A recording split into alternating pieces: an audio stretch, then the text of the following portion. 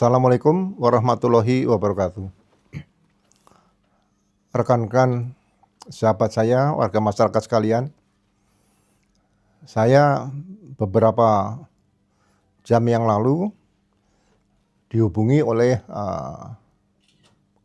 rekan saya, warga masyarakat yang saya kenal pada tahun 2011. Ya. Karena waktu itu saya menjabat sebagai Kepala Lembaga Pendidikan dan Latihan Polri. Ya. Nah, warga masyarakat ini mendapat surat undangan klarifikasi dari Korps Pemberantasan Tindak Pidana Korupsi Polri. Ya. Berkaitan dengan apa? Di sini sebutkan adalah yang pertama, adanya laporan informasi tentang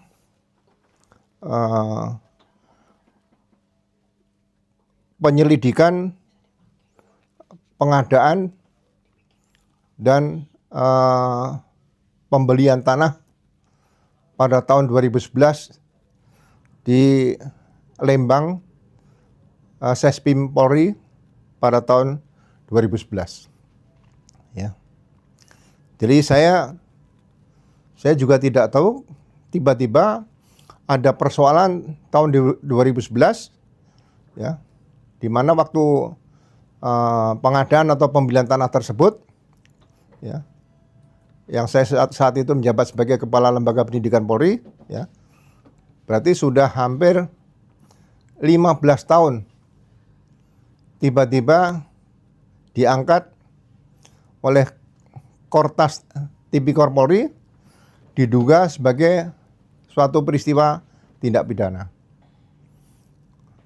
Apakah ini nanti dikaitkan dengan pasal 2 Undang-Undang Tindak Pidana Korupsi nomor 31 tahun 1999 atau pasal 3, atau mungkin dengan Undang-Undang nomor 20 tahun 2011, ya, tentang gratifikasi.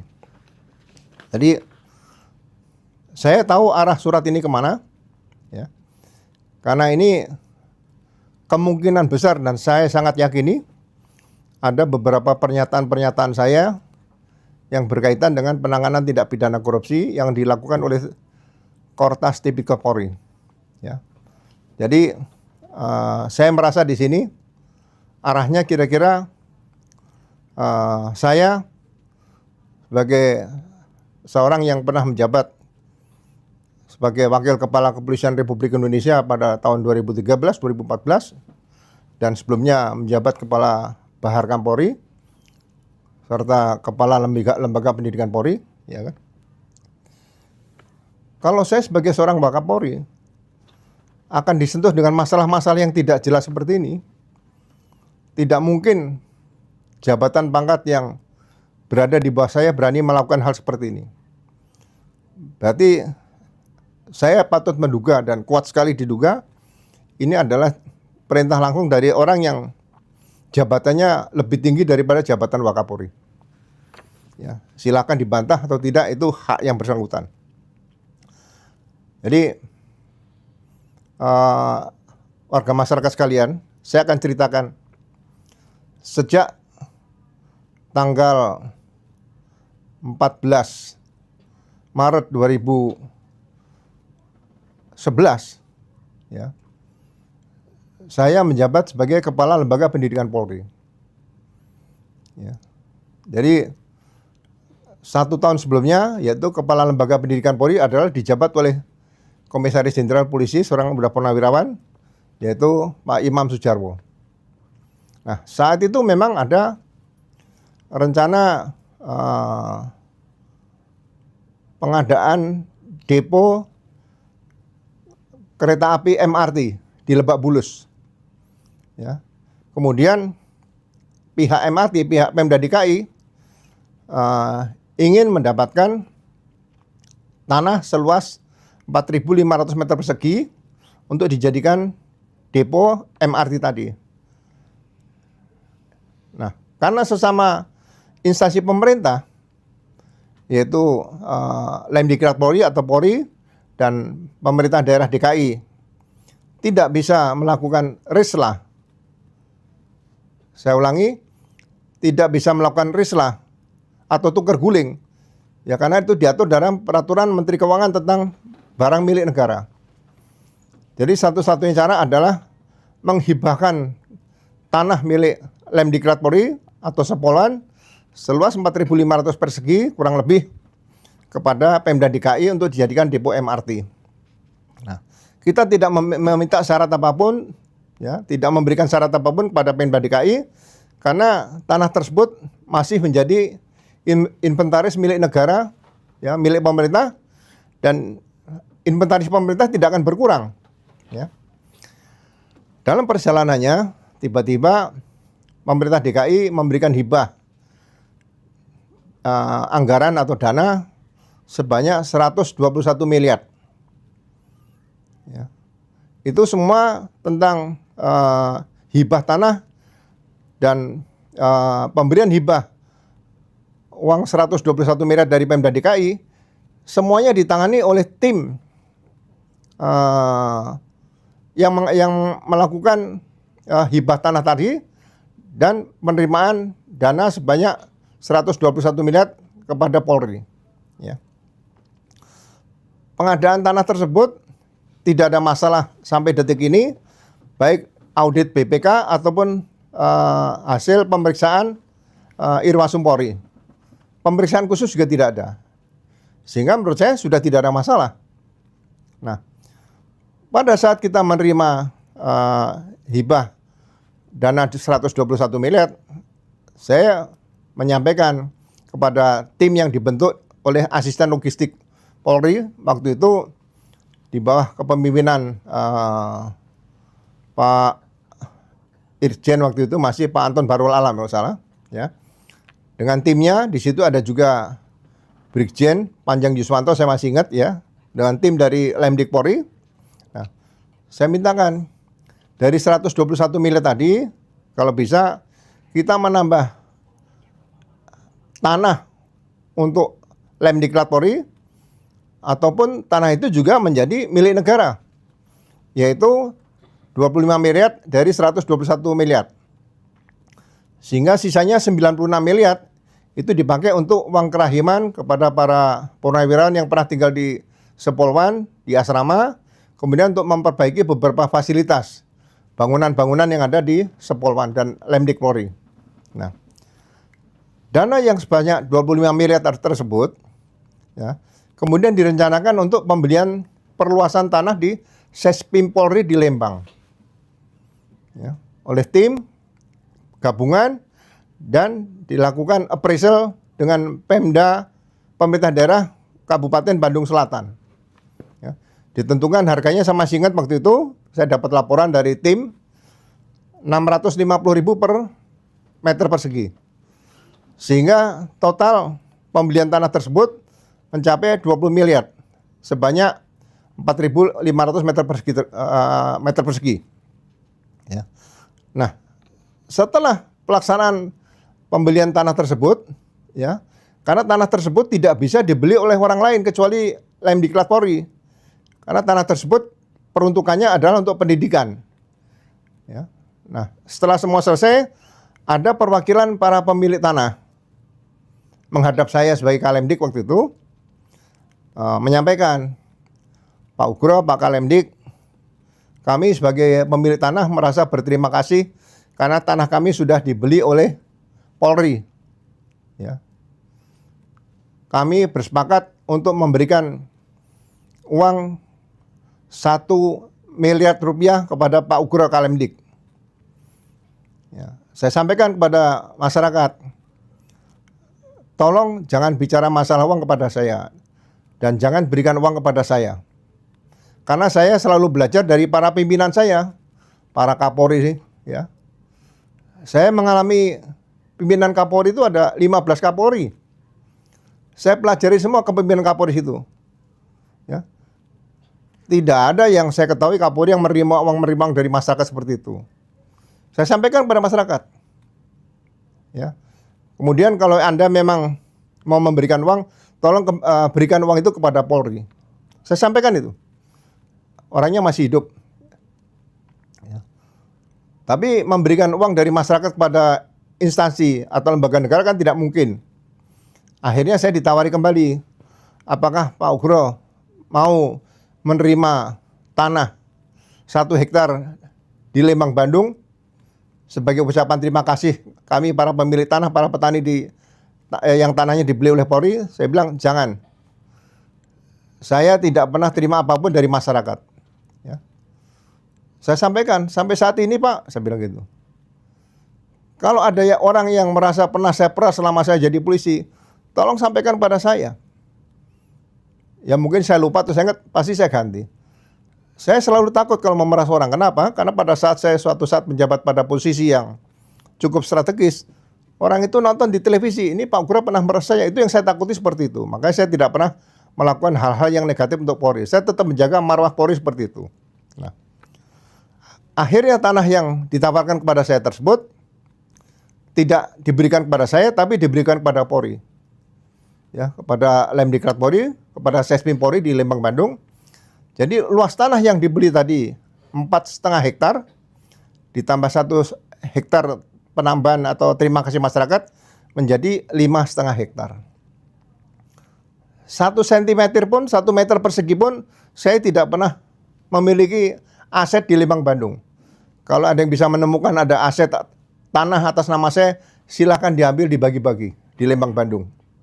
Ya. Dan persoalan itu saya anggap sudah selesai, tidak ada masalah. Sejak 2011 sudah selesai, 2012 tidak ada masalah, 2013 saya jadi Wakapolri tidak ada masalah, 2014 pensiun tidak ada. Ya. Kenapa sekarang 2026? Ya. Katanya sejak tanggal berapa di sini? Ya. Ada laporan informasi tanggal 30 Juni 2026. 15 tahun ada laporan informasi. Siapa yang iseng bikin laporan informasi seperti ini? Ya. Kita ini purnawirawan ini tidak minta dihormati. Tapi kalau dikriminalisasi, kita juga bisa bicara. Kalau saya bicara tentang hukum, ya saya bicara untuk edukasi publik. Ya.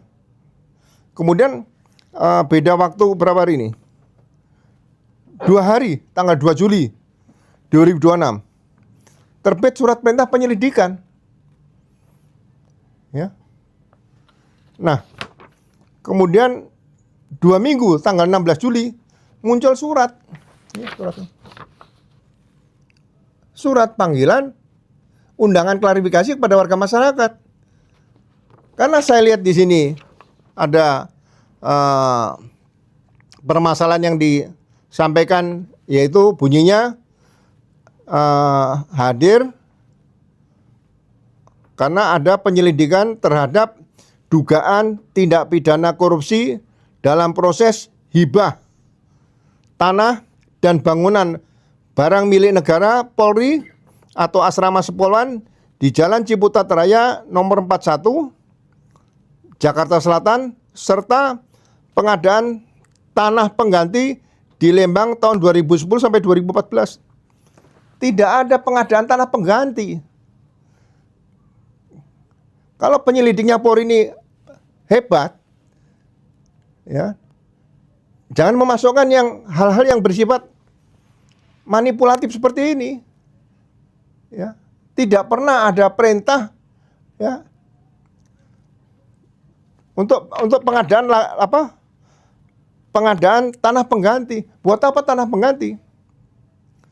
Saya meminta dari 121 miliar hibah DKI, 25 M itu untuk meluaskan tanah Lembang, Bandung.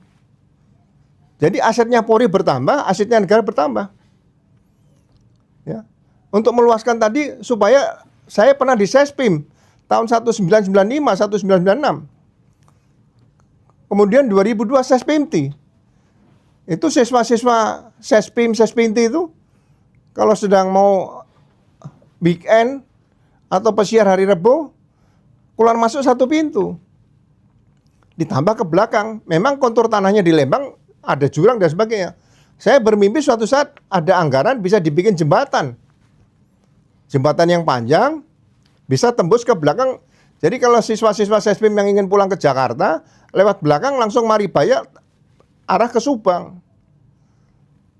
Nah sekarang uang negara tidak ada, saya membeli tanah menambah asetnya Polri dan asetnya negara, barang milik negara, ya kan? Sekarang ada indikasi dituduh dugaan korupsi. 15 tahun yang lalu. Ya. Jadi benar-benar ya saya kecewa, ya silakan dilakukan penyelidikan. Ya kan? Jadi tolong pelajari hukum acara pidana. Pidananya apa? Perbuatan pidananya apa? Sebutkan dulu. Kerugian apa? Apakah ada audit BPK? Audit BPKP? Apakah ada hasil audit dari Irwasum? Inspektur Pengawasan Umum Polri? Atau dari Irsus? Ya. Ya mohon maaf loh. Saya kepingin Polri itu sebagai aparat negara. Bukan mencari-cari kesalahan seperti ini. Saya sebagai senior di Polri juga, kalau dicari-cari kesalahannya, malaikat saja nggak mencari-cari kesalahan manusia kok. Mencatat kalau manusia ada yang salah. Ya mohon maaf loh, kalau saya agak emosi sedikit, ya. Ini mau dibawa kemana sebetulnya oleh Kortas Tipikor ini? Ya kalau misalnya siap, ya saya tidak katakan, saya kemarin berikan apresiasi. Saya hanya mengoreksi bagaimana upaya paksa itu harus ditempuh.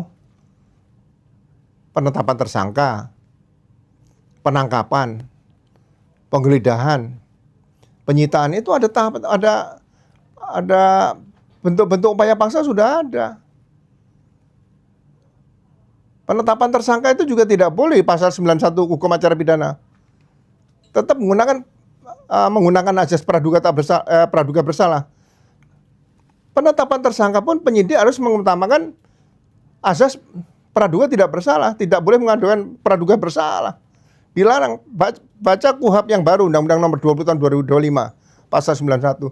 Saya walaupun sudah usia 70 sampai sekarang, ya, saya masih baca hukum acara pidana daripada saya ngisi teka-teki silang. Ya. Yang mudah-mudahan Pak Presiden Prabowo bisa mendengar seperti ini. Jangan adalah kriminalisasi seperti ini. Saya yakin lah arahnya kemana nih, surat undangan klarifikasi sudah tahu arahnya. Ya. Dan saya akan tetap bicara nanti melalui media tentang masalah ini. Kalau ini tidak dihentikan, bukan saya takut. Ya.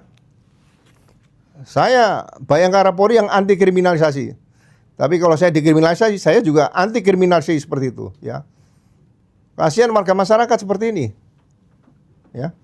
Itu saja yang ingin saya sampaikan. Ya. Mudah-mudahan ini bisa didengar siapapun ya. Saya katakan apa adanya dan bukan saya cari-cari. Ya. Kalau nanti dikatakan, oh ini tidak ada kaitan dengan Pak Ugro. Tapi membaca peristiwanya ini 2010 sampai 2014. 2010 saya masih Kapolda Sumatera Utara, peristiwa apa yang terjadi? Ya kan? Berarti ini ingin mengkriminalisasi juga Komjen Pol Purnawirawan Imam Sudjarwo, bukan Ugroseno aja nih. Setelah saya ada di situ Komjen Pol Budi Gunawan 2012. Setelah Komjen Pol Budi Gunawan masih ada Komjen Pol almarhum Pak Safrudin. Ya. Itu saja yang ingin saya sampaikan kepada warga masyarakat sekalian. Terima kasih ya. Saya akhiri. Wabillahi taufik wal hidayah. Assalamualaikum warahmatullahi wabarakatuh.